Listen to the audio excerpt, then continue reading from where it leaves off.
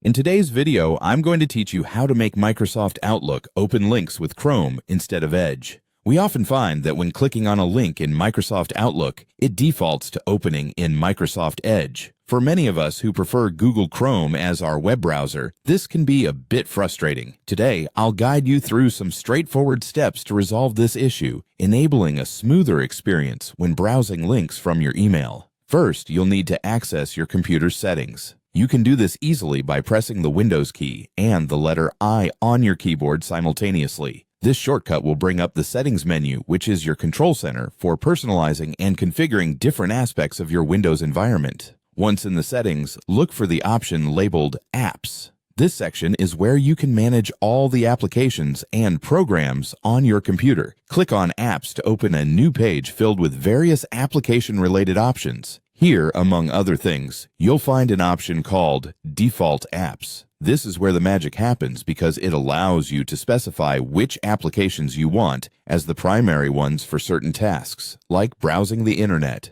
viewing photos, or playing music. Now that you're in the Default Apps section, scroll through the options until you find Web Browser. Initially, this might be set to Microsoft Edge. To change it, simply click on the current default browser name. A list of installed web browsers will pop up. Look for Google Chrome in this list. If Chrome is installed on your computer, it should appear here. Select Google Chrome from the list to set it as your new default web browser. A quick tip: if you haven't installed Google Chrome yet, you'll want to do that first, as it won't appear in this list until it's installed. You can download Chrome from Google's website, and the installation process is typically quite fast and intuitive. With Google Chrome now set as your default browser, anytime you click on a web link in Outlook Web, those links will open up in Chrome. This happens because Outlook automatically uses your computer's default web browser to open links, reflecting the changes you've just made in your system settings. And there you have it.